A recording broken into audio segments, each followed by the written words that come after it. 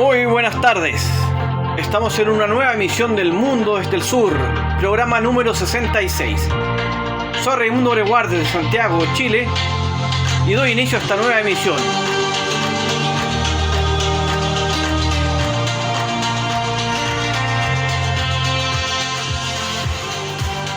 Hola, ¿cómo están todos?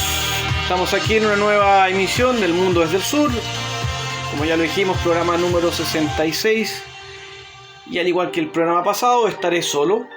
La buena noticia es que para el próximo programa, que lo haremos como ya es costumbre los lunes y jueves, estaré con la presencia de Maximiliano Sparvi, quien ya está en sus últimos días de vacaciones.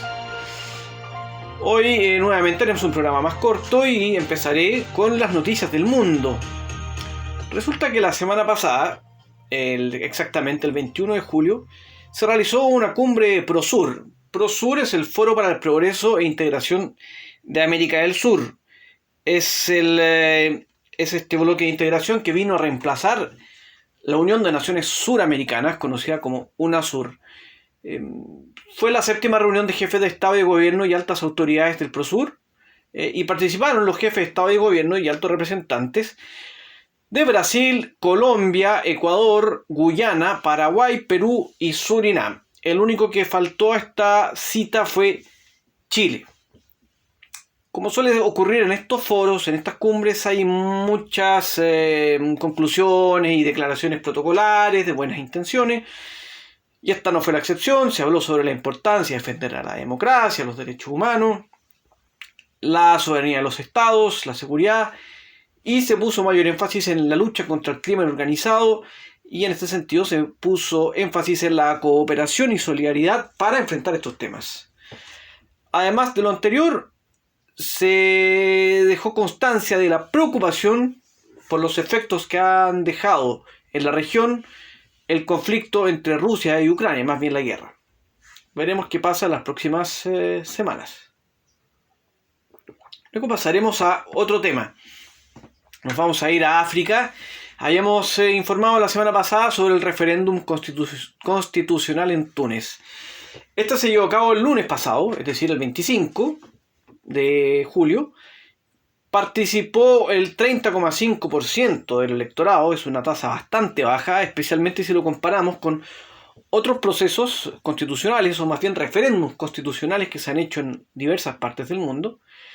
Y el triunfo fue para el sí, es decir, el 94,6% de quienes votaron se inclinó por una nueva constitución, que es la que ha propuesto hace ya cerca de un mes el actual presidente del país, Kais Saied. Esta es una decisión que claramente va a generar polémica. Se ha quebrado la sociedad tunecina, se ha quebrado la clase política tunecina por esta constitución. Se acusa al presidente de estar teniendo un régimen autoritario. Algunos creen que incluso esto abre la puerta a una vía hacia una dictadura. Por el otro lado, algunos dicen que esto viene a reparar los errores que generó la constitución creada en 2014 después de un proceso que terminó con una asamblea constituyente. Estaremos atentos para seguir este caso, dado que Túnez es un país importante. Era uno de los países modelo o alcanzó a ser llamado un país modelo porque tras la caída de Ben Ali en 2011 empezó a gestarse una incipiente democracia. Lamentablemente esta ya está en franca caída y veremos qué pasa con, comillas, la excepción tunecina. En otro tema seguimos ahí más o menos cerca, en Malí. Resulta que la semana pasada la Junta Militar de Malí, que ha tenido una serie de polémicas con Francia, por ejemplo, decidió expulsar al portavoz de la MINUSMA. La MINUSMA es la misión militar que está operando, de Naciones Unidas, que está operando en territorio de Malí. Resulta que acusaron al portavoz de la MINUSMA de haber publicado en redes sociales declaraciones tendenciosas e inaceptables. ¿Qué pasó? Todo esto en medio de una polémica en la cual se han enfrentado Costa Marfil y Malí por la presencia de 49 militares marfileños en territorio de Malí. Esto sí no es extraño. Lo que acusó Malí es que los militares estaban en la localidad de Senu, cercana a Bamako, la capital del país, protegiendo a una misión alemana y no en Tombuctú, que es donde opera la MINUSMA. Hay una disputa diplomática entre Costa Marfil y Malí, también con la ONU, y finalmente esto ha escalado tanto que Togo se ofreció para mediar en esto. Mientras tanto, los 49 soldados o militares marfileños siguen estando detenidos en Malí. Y esto nuevamente deja en evidencia que hay un tira y afloja con Naciones Unidas, que ha tenido la MINUSMA, ha tenido que reconocer que hubo algunos, y literalmente lo cito, algunos problemas de disfunción en este caso. Y vamos a ver qué pasa en este asunto, porque la relación entre Malí, la Junta Militar y la ONU ha estado bastante tensa, al igual que con Francia y otros países. Finalmente, ya para terminar esta etapa de las noticias de actualidad, vamos a hablar sobre algo bueno. El 22 de julio, en Istambul y bajo el alero del presidente de Turquía, Recep Tayyip Erdogan, Rusia y Ucrania firmaron un acuerdo para exportar trigo. Esto es sin duda una gran noticia para el mundo. Hemos visto el alza del precio de trigo y otros cereales. Pero lo principal, cómo hay gente que incluso está en algunos países la gente no tiene acceso a los alimentos directamente.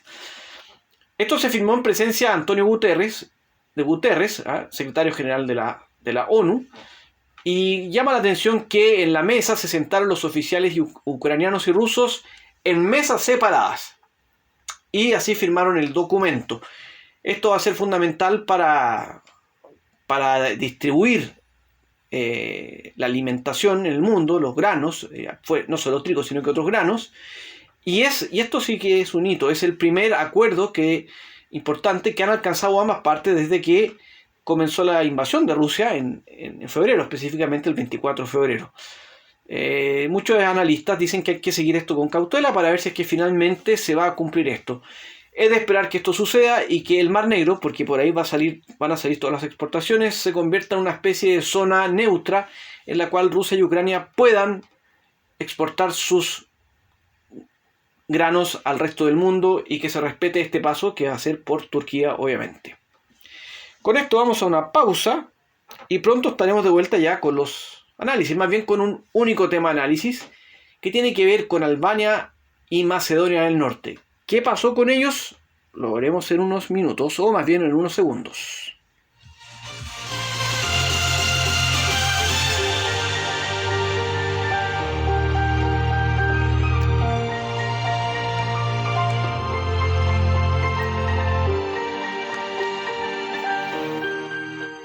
Estamos de regreso y, como mencionaba previamente, vamos a hablar sobre Albania y Macedonia del Norte.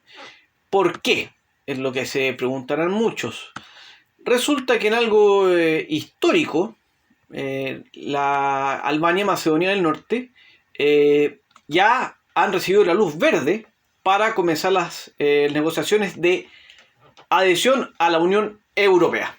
Esto es algo que fue comunicado el 18 de julio y algo muy esperado, porque ambos eran candidatos hace un buen tiempo, especialmente Macedonia del Norte. Recordemos que el nombre oficial ahora es Macedonia del Norte. Sobre esto último voy a decir algunas cosas. En 2005 recibió el estatus de país candidato a la Unión Europea. ¿Ya? Esta solicitud de adhesión la presentó el gobierno de Macedonia del Norte el 22 de marzo del 2004. Y en noviembre del 2005 fue aceptada. Entonces el Consejo Europeo le dio el rótulo de país candidato. ¿Ya? Luego, en 2008, el Consejo Europeo adoptó la Asociación para la Adhesión con Macedonia del Norte, pero una nueva versión. ¿Ya?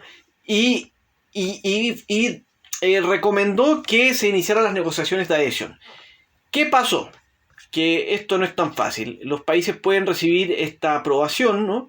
Pero necesitan resolver una serie de exigencias o requisitos que se le piden a estos países. En el caso de Macedonia del Norte podríamos decir que tuvo que saltar varias vallas.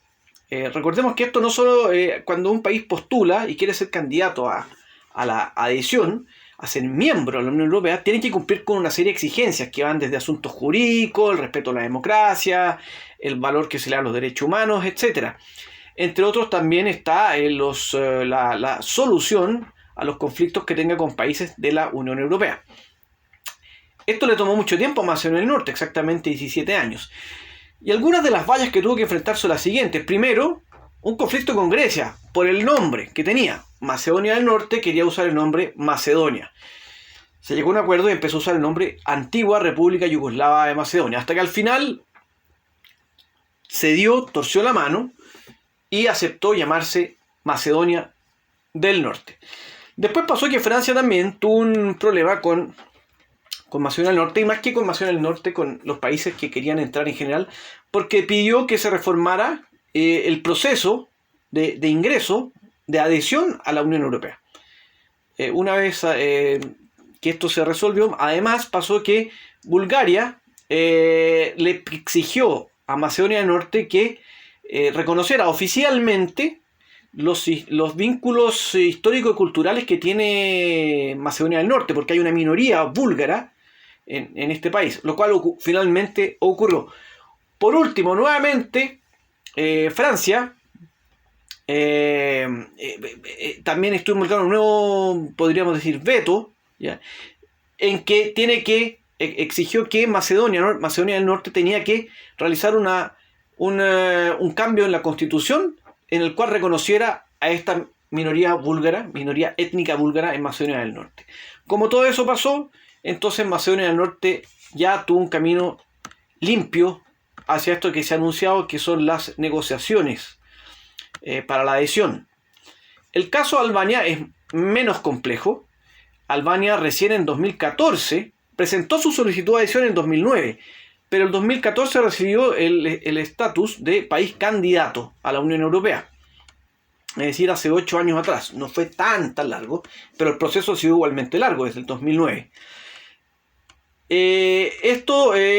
Lo de Albania se aceleró un poco porque fue cumpliendo con una serie de exigencias que tienen que ver, como se mencionó antes, con las políticas financieras, económicas, políticas monetarias, políticas en las relaciones exteriores, etc. Así que estos dos se convierten en países que van a dar este salto importante y que se unen a otros, porque ya son varios los países que están en este proceso de ingreso a la adhesión ya como países candidatos. Con las negociaciones de adhesión abiertas, que son Albania, como dijimos recién, Macedonia del Norte, pero antes Montenegro, que recibió que comenzó cuyo proceso de negociaciones se abrió en 2012, en junio. Y también tenemos a Serbia, cuyo este proceso comenzó en 2014.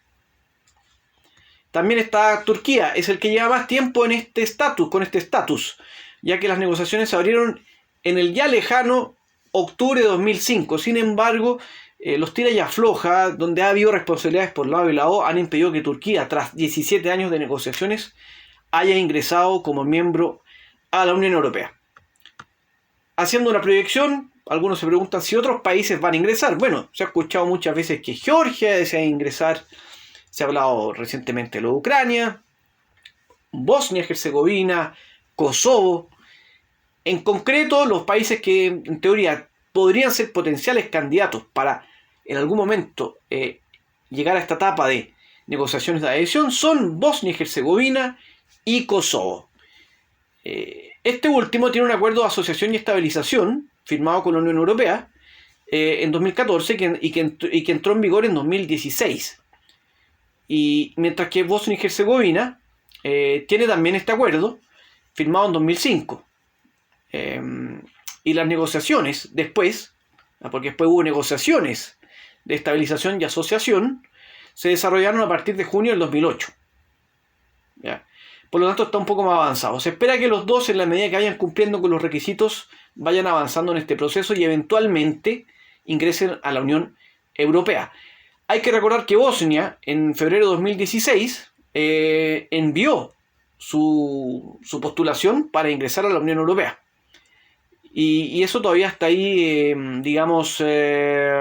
entregó una opinión la comisión en 2019, en mayo del 2019. Es decir, esto todavía está en proceso. La pregunta que muchos se hacen, ¿qué tanto sirve esto? En el caso de los Balcanes es muy bueno porque ha sido una zona que estuvo devastada por las guerras, por conflictos étnicos, los conflictos políticos, incluso religiosos, y se supone que esto podría darle estabilidad a la región, una región estratégica desde el punto de vista geopolítico, una zona en la cual Turquía siempre ha tenido una gran influencia, pero en la cual también hay una fuerte presencia de Rusia. Lo hemos visto a través del conflicto con Ucrania, la guerra con Ucrania, por ejemplo, lo de Transnistria, que no está tan lejano de los Balcanes. Recordemos que hay países de los Balcanes que tienen costas en el Mar Negro, por lo tanto están unidos a este otro espacio geopolítico que está más hacia el oriente. Además, esto supuestamente podría ayudar al proceso de reconciliación entre las distintas repúblicas que en algún minuto fueron parte de la ex Yugoslavia, particularmente, por ejemplo, lo que ha pasado entre Serbia y Kosovo, Serbia y Albania. Así que esto podría ayudar a que si todos estos países quieren ingresar a la Unión Europea, tienen que resolver sus problemas con sus vecinos. Así que esto sería muy bueno. El principal tema obviamente es Turquía, porque lleva mucho tiempo, es el país más importante de los candidatos. Y en caso de ingresar a la Unión Europea y por ende al Parlamento, sería uno de los países con más escaños también. Por lo tanto, muchos dicen que esto es uno de los factores que explica por qué hay tanto rechazo por parte de algunos países europeos, como por ejemplo en su momento Alemania y Francia. Este es un tema que lo estaremos siguiendo, como siempre, porque da para mucho y va a seguir desarrollándose a lo largo de los siguientes años. Pero hoy la intención fue presentar esto para que conozcan un poco más sobre este proceso. Con esto estamos terminando esta emisión y los dejo invitados para el próximo lunes, porque ya Maximiliano estará de vuelta y retomaremos nuestra dinámica habitual con los programas de los lunes y jueves, emisiones que serán más largas, cercanas a los 30 minutos y donde analizaremos 2 temas por programa y conversaremos más sobre la actualidad. Así que les agradezco que hayan estado presentes en estos 2 programas, el de la semana pasada y el de ahora. Y nos reencontraremos la próxima semana. Que tengan un excelente fin de semana, que julio termine de la mejor forma y que agosto ojalá les traiga mucha paz, tranquilidad y buenos regalos. Será hasta la próxima y ya nos volveremos a ver.